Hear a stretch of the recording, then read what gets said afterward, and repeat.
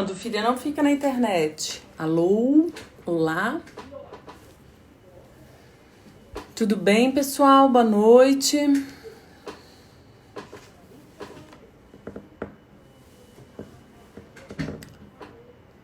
Olá. Boa noite, pessoal. Vamos esperar uns minutinhos. As pessoas começarem a entrar, né? Boa noite para todos. Vou esperar aí um minutinho para a gente iniciar a nossa live do dia. Sejam todos bem-vindos. Vou me apresentar e aí a gente começa a falar sobre o tema de hoje, né? Resiliência familiar em tempos de afastamento social. Sejam todos muito bem-vindos. Bem, pessoal, meu nome é Ana Paula, as pessoas me conhecem profissionalmente como Ana Paula Chaves. Sou psicóloga, neuropsicóloga, mestre em educação, trabalho com clínica, né, com consultório em atendimento infantil e juvenil, já há um pouco mais de 20 anos, né, tenho essa cara de novinha, mas não sou tão novinha assim.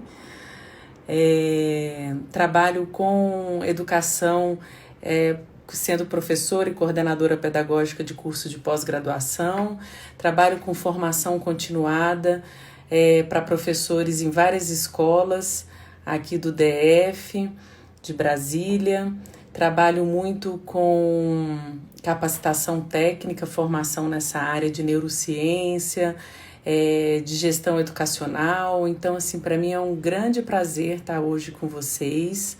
Recebi esse convite do Linha Educação e é uma satisfação muito grande realmente poder estar atendendo aí a expectativa da equipe e poder estar acolhendo todos vocês no dia de hoje com esse tema que é tão importante, né, para todos nós.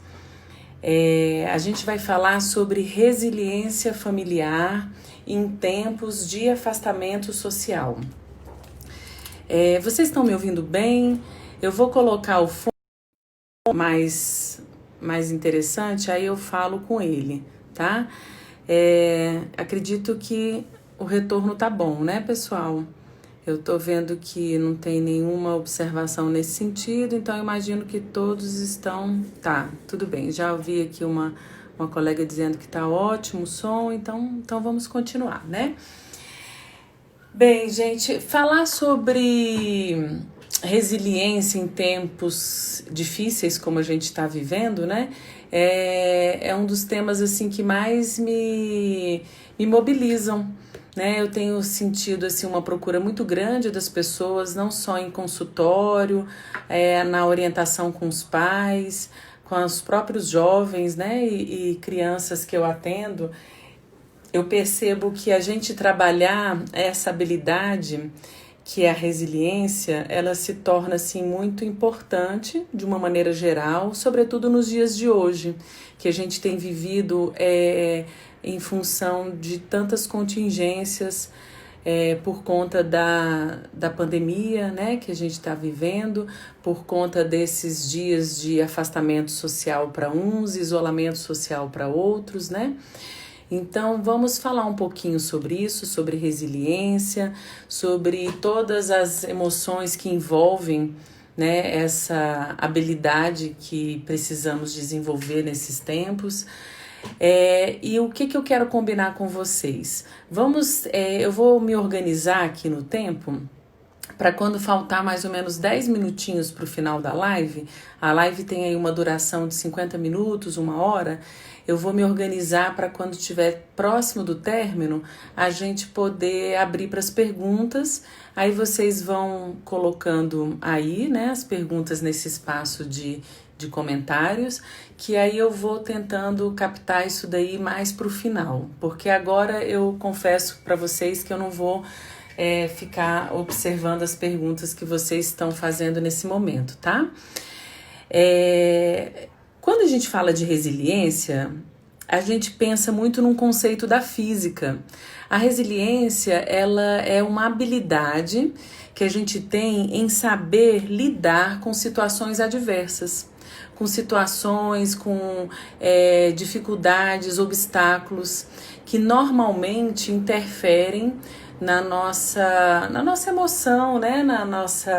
No nosso psicológico. Então, quando a gente diz que o sujeito ele é resiliente, a gente entende que ele sabe lidar com essas adversidades, minimizando o máximo esses efeitos psicológicos e emocionais que situações adversas tanto trazem para nós, né? Então, como tornar, como a gente ter uma resiliência maior ou desenvolver essa habilidade de resiliência nos tempos de afastamento social. Existem 3 fatores, pessoal, que são variáveis muito significativas nesse momento que todos vivemos. Que um deles é a questão relacionada à convivência. É um fator muito imperante, uma variável muito significativa. O outro fator é o tédio. E o terceiro fator muito observado nesses tempos de afastamento social é a solidão. O que eu quero dizer para vocês com isso? Que essas 3 variáveis, elas vão estar presentes nesse momento de vida que todos estamos passando. E assim, é todos mesmo, né? A gente não pode nem dizer que isso é restrito a uma parcela da população, exclusivamente ao pessoal de São Paulo, do Rio, Brasília, do Sul, do Norte. Isso está acometendo as pessoas de uma maneira geral, mundial. Infelizmente estamos sobre um aspecto não visto anteriormente e tudo que gera uma incerteza em termos de futuro gera um sentimento de insegurança.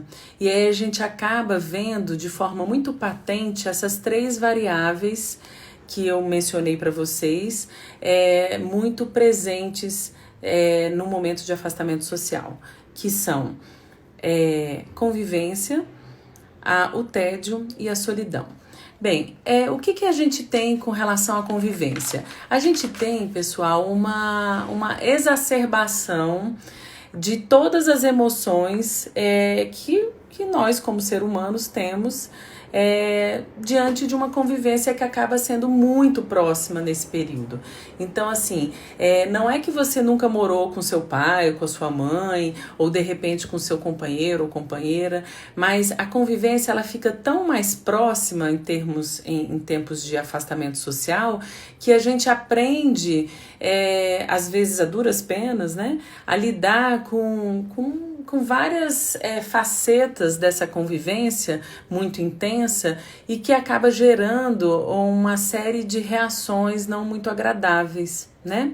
Então a convivência ela acaba por si só exacerbando uma série de emoções.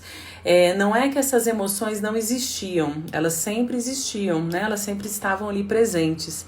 Mas agora elas ficam muito mais manifestas, ficam muito mais evidentes, porque a convivência acaba trazendo isso. Então, de repente, um pai e uma mãe que ficava o dia inteiro fora de casa, num ambiente de trabalho, e que só ia para casa próximo ao horário do jantar, quando buscava os filhos na escola, muitos filhos em período integral. E essa convivência dioturna, né, dioturnamente, de manhã, de tarde, de noite, acabou exacerbando algumas características e perfis, né, das pessoas que não eram vistos antes com tanta notoriedade.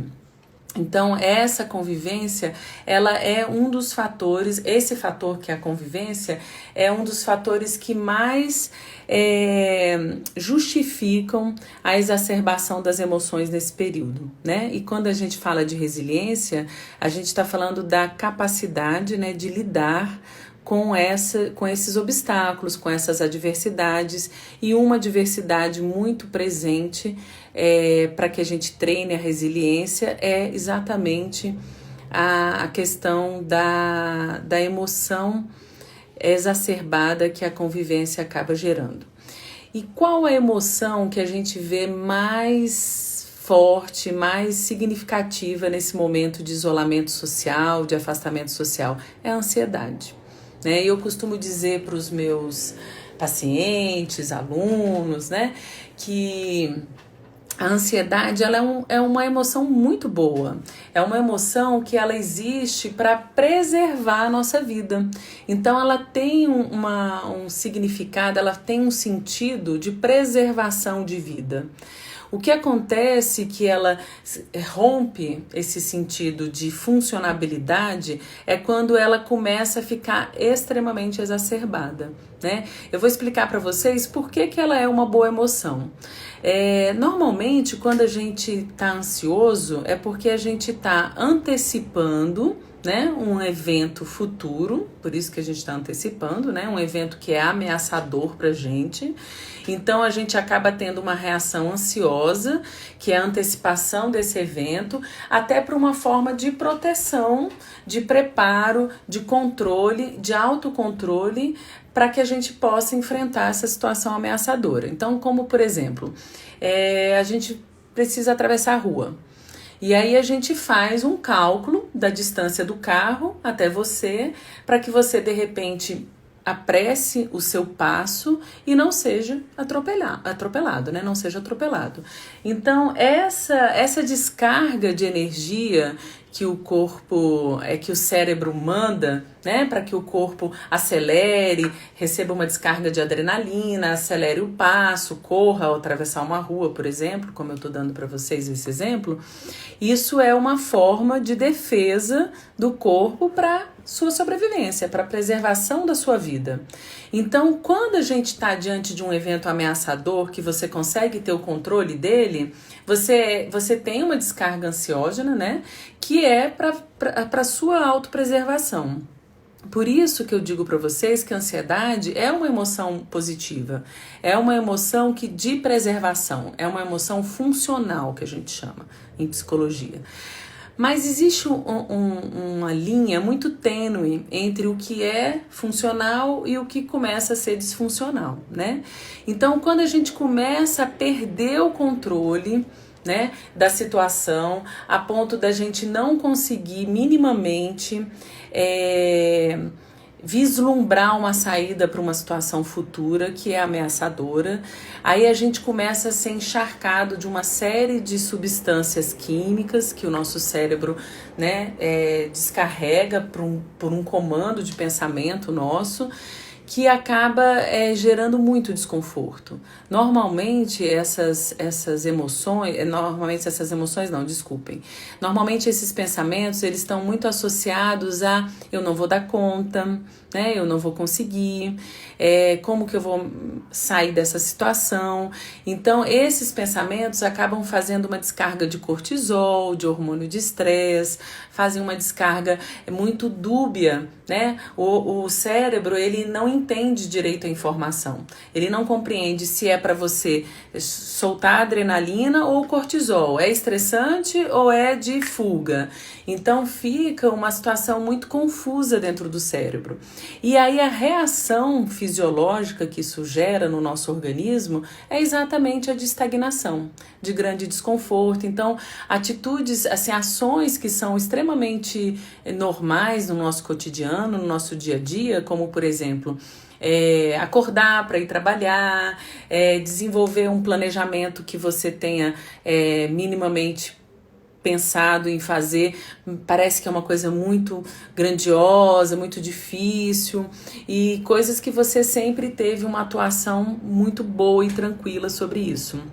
Então, uma das reações ruins da ansiedade disfuncional, né, é quando ela começa a ter um padrão de elevação tão grande que foge do seu controle, foge da sua capacidade de sobrevivência, né, que é como a gente começou toda essa fala. Então, por que nesse momento a gente tem essa emoção que é a ansiedade muito elevada nesse momento de afastamento social? é uma das emoções que a gente mais tem exacerbada, seja pela convivência, seja pelo tédio, seja pela solidão, fatores que eu já relatei para vocês aqui na live, mas também pela questão da falta total de controle ou de segurança do futuro. Né? Se a gente for pensar, pessoal, a gente está diante de mais incertezas do que de certezas, né? Então, o que a gente fica muito processando nesse momento? Eu não consigo controlar nenhum evento que está ameaçador para mim. E o que é ameaçador para a gente hoje? É o Covid, né? A gente não tem uma noção clara de quando isso vai acabar, a gente não tem uma noção clara de quando a vacina vai tá sendo efetivamente aplicada, né, com resultados. Então, nós temos muito mais respostas de incertezas do que de certezas. Então, esse evento ameaçador que desenvolve toda essa emoção de ansiedade na gente, ele acaba fugindo um pouco do controle. Então, a minha ideia hoje para vocês, pessoal, é dar dicas de como a gente controlar a ansiedade durante esse momento de afastamento social e também de dicas de resiliência familiar, né? De como a gente desenvolver essa habilidade tão importante de uma maneira geral para a vida, sobretudo nesse momento difícil que todos estamos vivendo, de como tornar todo esse processo mais leve. Eu normalmente brinco com as pessoas, né, que eu palestro, que eu converso, que a gente pode fazer de um limão uma limonada, né? Então vamos tentar fazer isso, vamos tentar tornar as coisas mais leves, mais fluidas, né? Pra gente poder passar por esse momento de uma forma realmente mais leve. Mesmo porque vai passar. Uma certeza a gente tem, isso tudo vai passar. Que passe de uma forma mais leve, né? Então, primeira dica que eu tenho para dar para vocês reaprendam a conviver em família. O que significa isso? Gente, comece a olhar as pessoas que convivem com você, né? Como é que é o universo de cada uma, quais são os interesses, os limites. Muitas vezes eu atendo pais no consultório que falam assim para mim: puxa, Ana, eu nem sabia que meu filho gostava desse gênero de filme. E aí você pensa assim: puxa, mas como assim, né? É pai há 10 anos da criança, é pai há 15 anos do adolescente e não sabia que ele gostava desse gênero de filme? Sim, por vezes isso acontece, né? Nunca foi se falado sobre isso.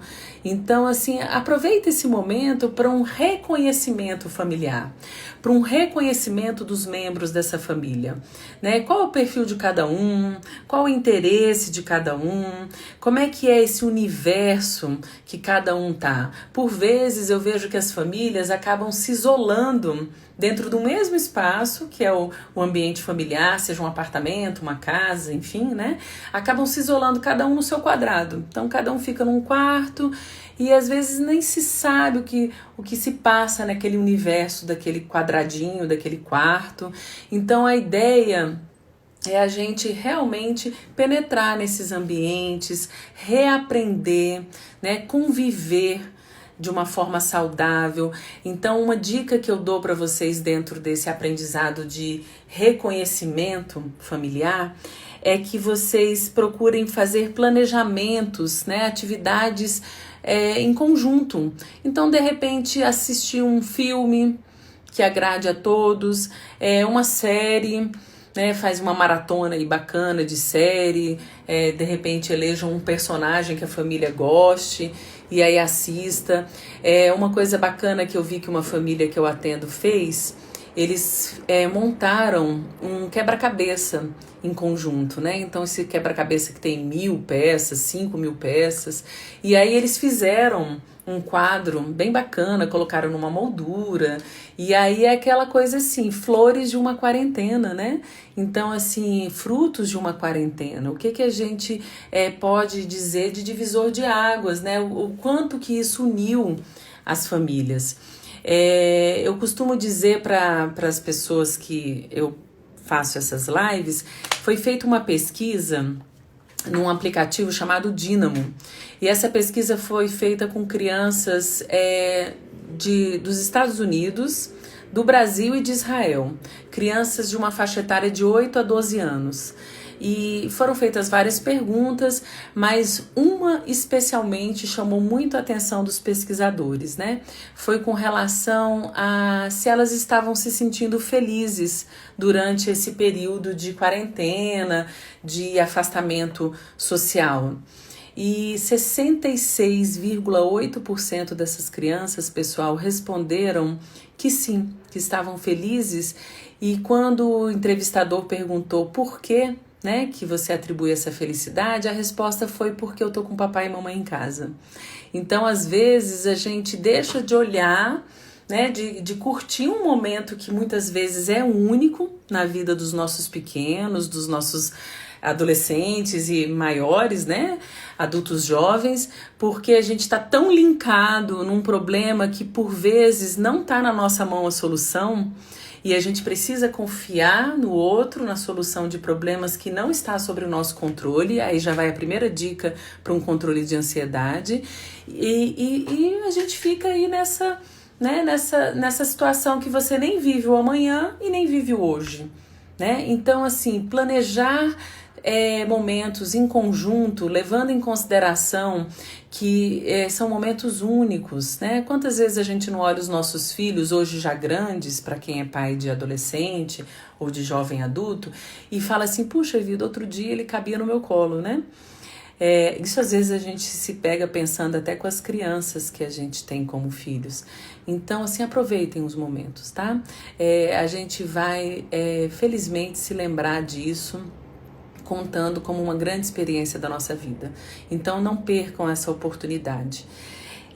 A outra dica, pessoal, que eu tenho para dar para vocês é um ditado que a minha santa vozinha sempre disse, sabe? O ótimo é inimigo do bom. Então, por vezes, a gente se cobra demais. Então, vamos diminuir um pouco essa autocobrança, vamos deixar de exigir tanto de nós mesmos.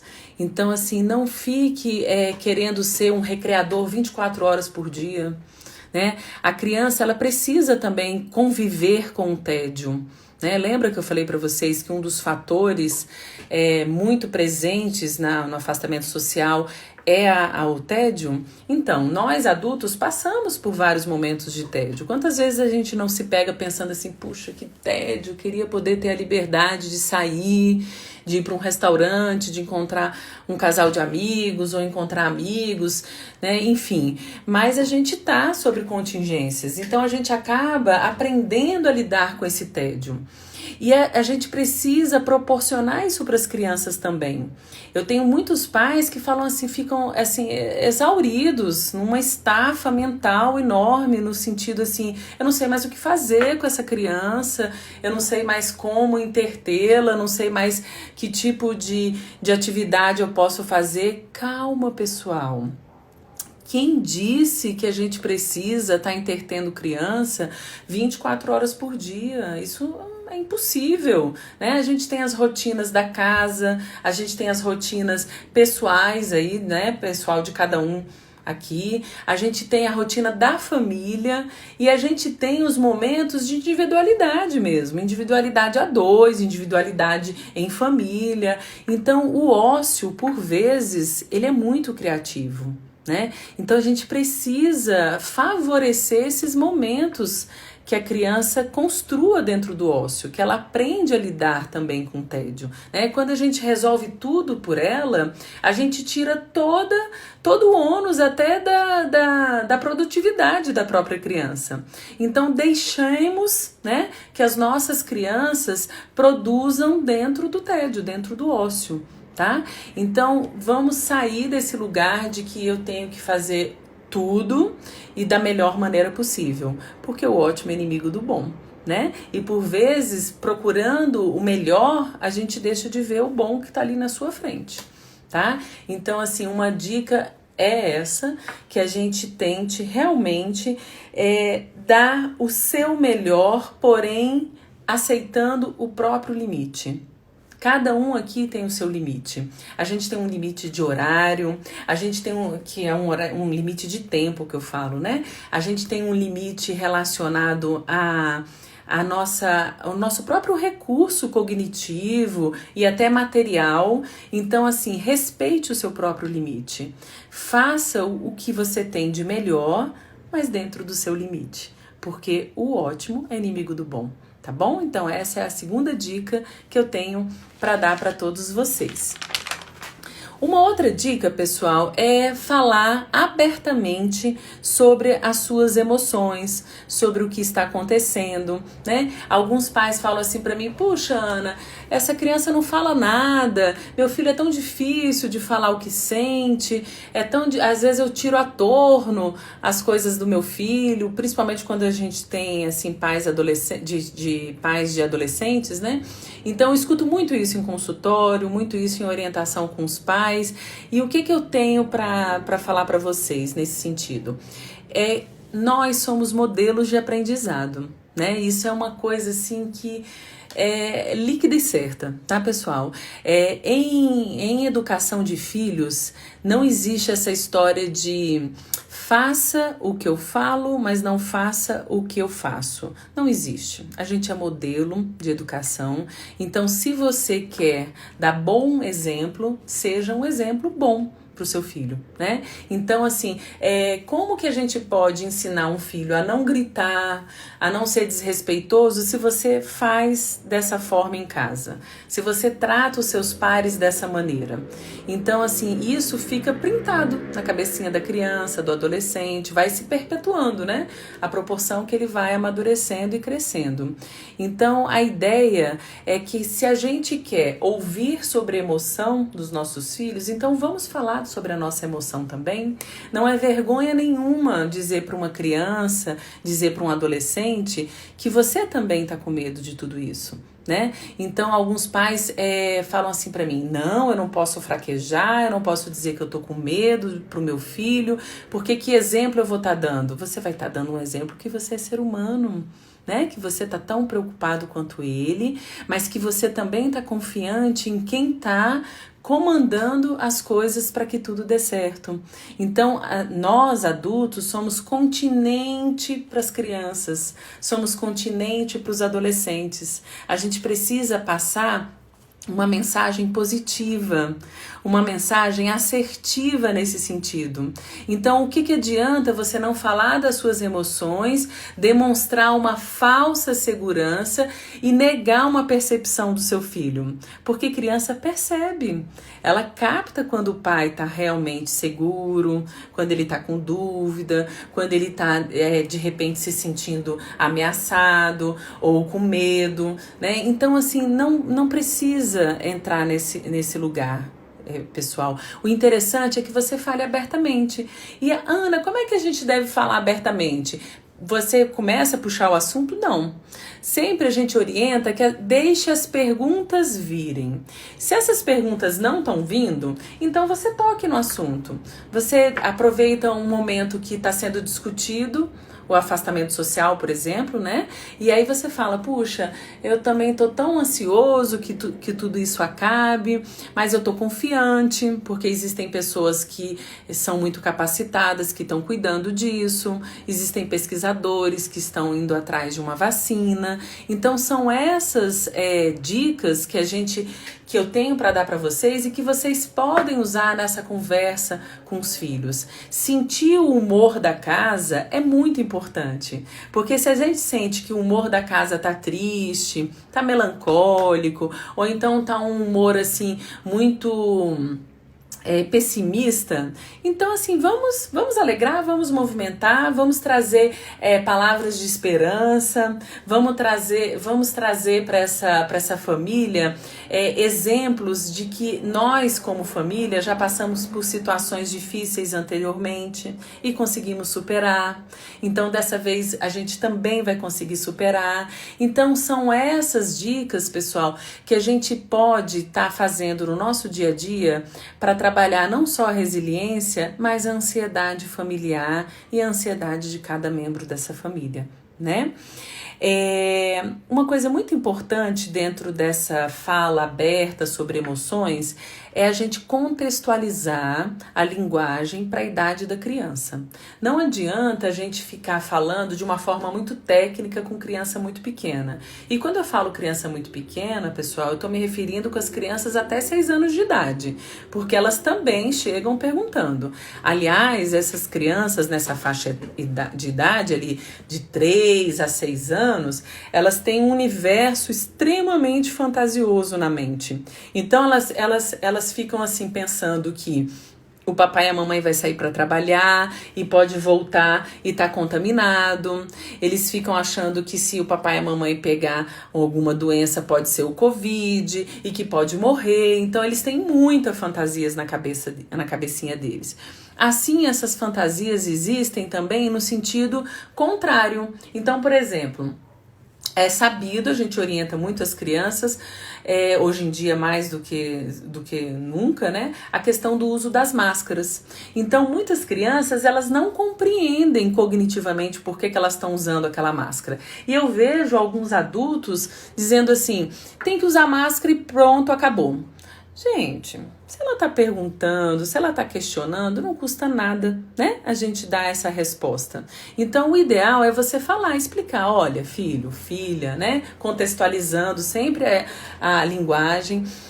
A gente está enfrentando um momento muito difícil, isso é em todo mundo. A gente pode usar livros, a gente pode usar recursos assim concretos, né? Essa é um recurso muito válido para as crianças. Quando a gente usa uma linguagem lúdica, isso é muito interessante também. Então você fala, por que a gente usa máscara? Porque a gente tem um vírus, aí você pode fazer aquele desenhozinho do vírus, pode fazer o vírus de massinha, de modelar, né? E aí você fala, esse vírus, ele é invisível aos olhos, né? A gente só consegue ver num microscópio. Então ele tá em toda parte que tiver a presença dele, né? Então, por vezes, se a pessoa tá com vírus e não sabe que tá com vírus ainda, ela pode estar transmitindo ele através das gotículas, quando fala, da saliva. E aí, sem querer, quando você pega essa saliva, encosta num ambiente que está com vírus, numa superfície, você pode estar pegando o vírus na sua mão e levando na boca, no nariz, nos olhos, e aí você está se contaminando, porque você não consegue enxergar ele. Aí você explica assim para a criança. Aí a criança às vezes fala assim, por que eu não posso ver o vovô? Por que eu não posso ver a vovó? Por que quando eu vejo o vovô e a vovó só pode ser de longe? Aí você explica, filho, filha, né? Você explica dessa maneira. Existem no nosso organismo soldadinhos de defesa, que é o sistema imunológico. Então, dentro de cada corpo tem um batalhão de soldados. Dentro do corpo do vovô e da vovó, como eles são mais velhos, esses soldadinhos são em menor quantidade. Então a gente precisa proteger o vovô e a vovó, porque às vezes os soldadinhos do vovô e da vovó não vão dar conta. Então por isso é interessante a gente manter esse distanciamento, até tudo isso ter sido resolvido. Não é incomum, pessoal, as crianças perguntarem quando que isso vai acabar. Né? Eu tenho percebido que desde que eu voltei aos atendimentos presenciais com algumas crianças no meu consultório, elas mesmas chegam para mim e falam, Tiana, quando que isso vai acabar? Né? O maior anseio delas é voltar às atividades de rotina antes pandemia, que era poder sair com os amiguinhos, né, andar de bicicleta, de repente ir para uma piscina, para um clube, para a praia, se for o caso, né, de quem mora no litoral, e elas ficam nessa ansiedade de não saber que dia isso tudo vai acabar. Então, o que a gente pode responder diante de uma pergunta dessa? Que a gente também não sabe. Porque não adianta a gente ficar criando uma expectativa para frustrar essas crianças. Então, o ideal, pessoal, é você falar, olha, papai e mamãe não sabem ainda te dar essa resposta, mas eu sei te dizer uma coisa, porque isso a gente sabe dizer, né? Eu sei te dizer que existem pessoas muito boas pessoas cuidando de tudo isso, né? Que estão cuidando de achar uma vacina para todo mundo tomar e ficar protegido desse vírus, né? Enquanto isso, a gente vai fazer a nossa parte, que é usar a máscara, manter o afastamento social, assistir às aulas por tela, porque é a maneira que a gente tem para não ficar longe, né, da questão acadêmica, escolar, porque isso é muito importante. Então, tudo isso a gente vai passar para os nossos pequenos, para os nossos jovens, adolescentes, né? Porque essa ansiedade, ela é inerente a qualquer uma das fases do desenvolvimento. Elas só se apresentam de maneiras diferentes, mas elas estão ali presentes, né? Nos adultos, nos idosos. Alguns idosos participam das lives que eu faço e eles colocam assim: tem a gente também, viu, Ana? Não esquece da gente. Eu não esqueço de vocês.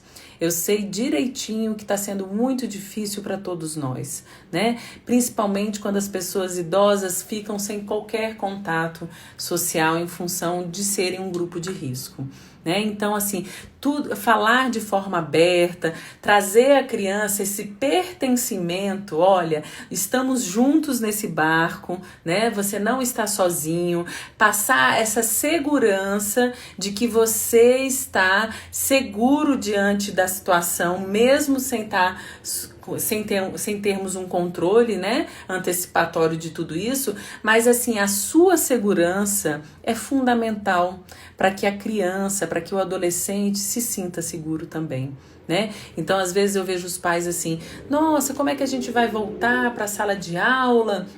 E como é que vai ser? Será que isso vai dar certo? Será que essas crianças aprenderam alguma coisa? Não sabemos, pessoal, né? O que a gente sabe é que está sendo feito o possível dentro da limitação e dos recursos que as escolas têm para acessar todo esse processo de aprendizagem, para passar todo o ensinamento possível através das telas. Então a gente precisa confiar. Os frutos que a gente vai colher, a gente ainda não tem uma noção clara, mas a gente sabe que o possível está sendo feito. Então, quando o pai e a mãe saem desse continente de calmaria e se exacerba de uma forma assim: nossa, o que vai ser? Você passa tudo isso para os pequenos, porque eles parecem uma esponjinha. Então eles vão sugando. Puxa, papai e mamãe estão nervosos, né? A coisa não tá muito legal, né? Então não é por aí o caminho, tá? Bem, então a dica de falar abertamente sobre as emoções, né? E aí a gente falando abertamente sobre as emoções, a gente acaba estimulando que as crianças falem sobre as próprias emoções, sem sentir nenhum constrangimento em falar sobre medo, sobre raiva, né?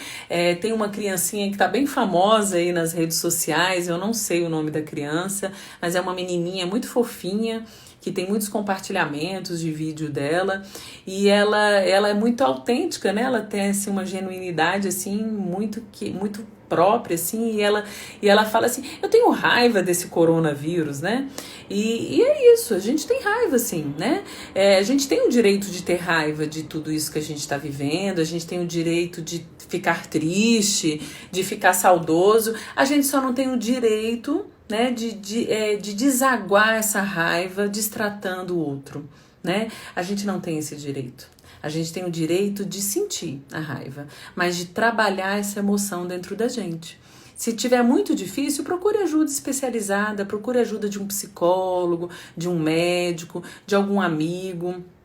Porque, na realidade, pessoal, não saber trabalhar com essas emoções é que gera, por vezes, uma comunicação muito violenta, né? E é uma comunicação agressiva. Lembrem-se que as emoções, elas ficam exacerbadas nesse momento que a gente está vivendo. Então, você acaba discutindo mais facilmente, tendo uma baixa tolerância para coisas que normalmente você teria uma tolerância significativa. Então, a gente acaba vendo muitas discussões em grupo de WhatsApp, muitos amigos, né, brigando, casais se desentendendo, porque tá tudo muito exacerbado. né? Então vamos ter assim um momento de tempo para si, né? Cuide de si mesmo, olhe para dentro de você, verifique suas próprias limitações, delegue competências, não assuma tudo de uma forma exclusiva, né? Eu controladora da situação, porque a gente precisa muito do outro, como tudo na nossa vida. E que coisa maravilhosa a gente poder contar com o outro, né? Então fica aí mais uma dica de você ter um tempo para si mesmo, tá? Reconhecendo a própria emoção, reconhecendo o seu próprio sentimento. A outra dica, pessoal, é com relação à rotina familiar. Um tema assim já bem debatido, né, em várias lives, mas que eu não posso deixar de falar com vocês sobre isso. Olha só, quando a gente fala de rotina familiar, a gente pensa, normalmente a gente sempre pensa em coisa meio chata, né? Mas a rotina, gente, o planejamento cognitivo de tudo que a gente faz na vida é tão fundamental para que as coisas aconteçam. Se eu não planejo, eu não fico organizada. Se eu não fico organizada numa certa atividade, eu acabo me perdendo nessa atividade. Se eu não tivesse feito minimamente um roteiro aqui do que eu tenho para falar com vocês, eu já estava meio que perdida aqui, poderia estar me repetindo por vezes, né? Então a gente precisa minimamente de uma organização para que a gente faça um bom planejamento, né? Então a rotina familiar, o objetivo dela é esse, é de sucesso, é de você ter uma boa organização, é de você ter um horário para despertar, aí você toma o seu café da manhã, né? Procurar manter uma rotina mais próximo da rotina que você tinha antes dessa pandemia, antes do afastamento social. Eu vejo que algumas famílias estão com os horários muito virados, acabam dormindo muito tarde, acordando muito próximo da hora de algum evento ou de trabalho ou de escola. Não é legal isso, pessoal. A gente precisa de uma rotina até para a gente estruturar internamente o que externamente está muito bagunçado, né? Então, você ter uma rotina, você ter uma higiene de estudo é fundamental para que você tenha um bom desempenho na sua vida, né? Isso de uma forma geral, tá? Então, assim, estipule afazeres domésticos para os membros da família. Divida tarefas domésticas. Então, quem é que vai lavar a louça hoje? Quem é que lava a louça do almoço? Quem é que lava a louça do jantar? A gente pode fazer um rodízio que vocês podem mudar por semana, né? Quem é que vai fazer o almoço hoje? É o papai, é a mamãe, é o filho mais velho, porque a gente tá vendo, assim, dotes maravilhosos, né, de adolescentes. Eu tenho uma paciente adolescente, né, que já é quase uma jovem adulta, porque tem 18 anos já, e ela tá, assim, se descobrindo na culinária. Então, assim, por que não, né? Então, deixar os filhos mais velhos fazerem um almoço, né? Então, assim, a gente precisa ter uma rotina familiar. O horário que o pai tá em home office, o horário que a mãe tá em home office, o horário que o filho tá no estudo online, a filha tá no estudo online, o horário de contraturno para tirar alguma dúvida com a mãe ou com o pai. Então, essa rotina, ela é salutar, ela é extremamente saudável para uma organização, para que a gente possa ter essa leveza que eu falei para vocês no começo da nossa live, né? Coloquem nessa rotina, pessoal, atividades prazerosas também. A rotina, ela não significa estudo exclusivo ou não significa exclusivamente trabalho, né? Ela também inclui lazer. E o que a gente pensa em lazer dentro de uma rotina familiar? Momentos como eu falei para vocês. Vamos montar um quebra-cabeça, vamos de repente assistir um filme, uma série, vamos brincar de mímica, vamos brincar de eu desenho e você tenta acertar. E aí a gente pode fazer uma brincadeira com recompensa, às vezes uma recompensa de pagar uma prenda, né? Eu não sei se todo mundo entende o que é pagar uma prenda, né? Que é tipo fazer ou pagar um mico, né? Então isso vai de acordo com cada regra de cada família. Então, a gente tem N situações prazerosas que incluem lazer dentro dessa rotina familiar. Uma sugestão que eu sempre falo para vocês é assim, inclua nessa rotina familiar exercícios físicos, pessoal. As pessoas nesse momento de afastamento social têm deixado muito essa parte de lado e é muito importante a atividade física. Eu sei que a gente tem várias limitações, algumas pessoas têm a possibilidade de sair para fazer uma corrida ou andar de bicicleta usando a máscara sempre, né? Sempre estabelecendo aquele distanciamento para outra pessoa. Mas se isso não é possível, por N motivos, vamos pensar no que é possível fazer dentro de casa. Então, observem que a gente tem vários aplicativos gratuitos de exercícios físicos, tutoriais muito bacanas no YouTube, em vários sites interessantes. Então, organize um horário e assim, sei lá, 3 vezes na semana, 2 vezes na semana, ou então todo dia, 20 minutos por dia, faz um alongamento, né? A gente tem tutorial de dança, super divertido, que você pode fazer em família isso, né? Então, assim, não faltam dicas. Você pode fazer, assim, um acampamento na sala da casa, né? Você tem filhos pequenos e aí já... Bem, né? Vamos criar. Então, o que a gente pode fazer? Vamos fazer um acampamento? E aí a gente faz uma sessão de contação de histórias. Aí cada dia lê um capítulo de um livro, de uma história de aventura, ou então de um enigma. As crianças gostam muito desses temas. E aí pode deixar as crianças ter um pouquinho mais de flexibilidade, né? Não ser uma rotina tão rígida. Final de semana já não tá podendo sair, não tá podendo visitar um amiguinho. Então vamos fazer um acampamento na sala? Então, são coisas assim que a gente pode estar enriquecendo a nossa rotina, né, familiar, incluindo momentos de lazer, né? Vale ressaltar para todos vocês, né, eu como neurocientista que estudo já há bastante tempo essas questões relacionadas ao funcionamento cerebral, o que eu posso dizer para vocês é que o exercício físico e o brincar são fundamentais para novas conexões neurais. Então, quanto mais a gente exercita o corpo, quanto mais a gente oxigena o nosso cérebro, quanto mais a gente brinca, e é um brincar assim, um pega-varetas, um jogo de cartas, isso tudo você está construindo novas redes, novas conexões neurais. E quanto mais você faz conexão neural, mais você propicia um aprendizado. Então você cria novas oportunidades de aprendizado, o processo de ensino-aprendizado fica mais fluido, mais leve. Então, quer dizer, a brincadeira é importante até nisso, né? Uma dica que eu dou muito para os pais também é com relação a dançar, que eu já falei, né? A gente pode ver mímica, pular corda, porque correr dentro de casa fica um pouco complicado por vezes, né, pessoal? Bem, é importante também lembrar que evitem fazer exercícios físicos próximo ao horário de dormir, porque próximo ao horário de dormir, o organismo precisa já começar a procurar uma homeostase, né, um equilíbrio ali das forças, das energias, para que o sono seja realmente reparador.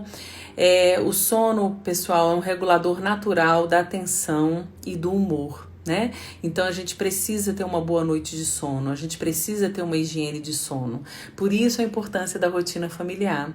A gente não tem que pensar que a gente está de férias, né? A gente está vivendo um momento delicado, mas a gente pode e deve seguir uma rotina, um horário para dormir, um horário para almoçar, para jantar, para fazer o lanche, um horário para se acordar, tá? Isso tudo é muito importante, tanto para a criança, quanto para o adolescente, quanto para o adulto, tá? E finalizando, né, esse meu momento aqui com vocês, e como passou rápido, já são 20 horas e 20 minutos quase, e eu tinha combinado que nos 10 minutos finais a gente ia responder as perguntas, né? Então, para finalizar, observem, gente, como que a família está se comunicando. A gente trabalha muito o que a gente chama em psicologia de comunicação não violenta, né? Então, observe o seu modus operandi de se comunicar com o outro. Ele está agressivo, ele está irritado? Como é que você está se percebendo dentro desse processo de comunicação? Uma dica importantíssima para a comunicação não violenta é você ter empatia, porque quando você tem empatia, você faz o exercício de se colocar no lugar do outro. Então, quando você se coloca nesse lugar do outro, você começa a exercitar, como é que eu posso dizer, fatores inerentes à empatia. Quais são eles? O respeito, a compaixão e a tolerância. Então, precisamos treinar esses três valores muito importantes, que é o respeito, a compaixão e a tolerância, tá? E lembre-se, pessoal, vai passar, né? E que tudo passe de uma forma mais leve ainda. Para isso, vamos exercitar essas dicas. Eu me coloco sempre à disposição de todos para o que for necessário, né? Existe aí a possibilidade de novas lives. Então, assim, eu vou estar sempre à disposição do Lean e tudo mais. Um trabalho muito bacana que o Lean faz é esse trabalho de educação emocional. Então, essa metodologia do Lean, ela prima, né, por essa característica, que é como se fosse uma hora-aula, é como se fosse considerado uma disciplina, trabalhar a educação emocional. Então, isso é muito bacana. Se vocês tiverem curiosidade, vão atrás dessa informação dentro do site, do Lean, aqui mesmo no Instagram, aí vocês vão poder ver como é esse método Lean para se trabalhar a educação emocional dos alunos, né? Então, assim, é uma outra dica que está super pertinente ao nosso tema de hoje, né? Então, vamos ver as perguntas.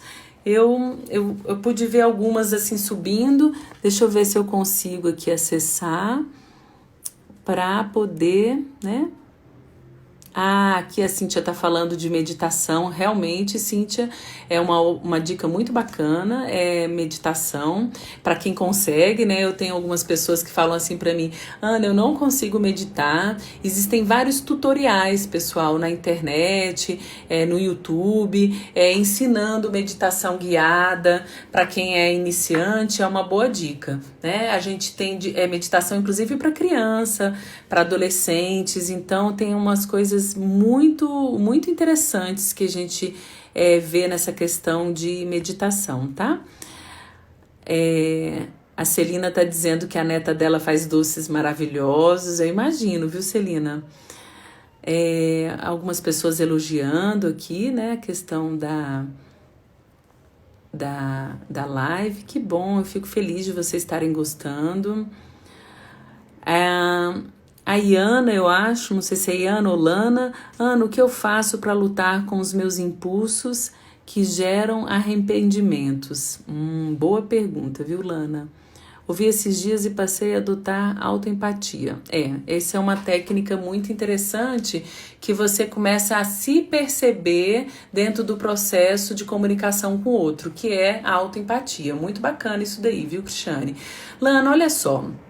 Quando a gente fala de impulsividade, a gente fala muito de autorregulação, né? O impulsivo, normalmente, ele tem uma baixa autorregulação, ele tem um baixo controle inibitório, né? Então, a gente precisa que você exercite esse treino de autocontrole, para que você não, de forma impulsiva, não tenha determinadas ações e possa se arrepender mais pra frente, né?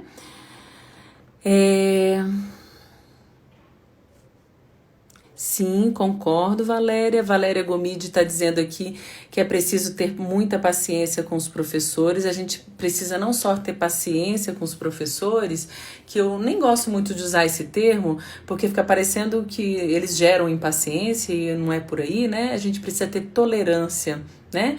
E é isso que gera a comunicação não violenta, é você ter tolerância com o outro, é você ter empatia pelo outro, é você ter compaixão.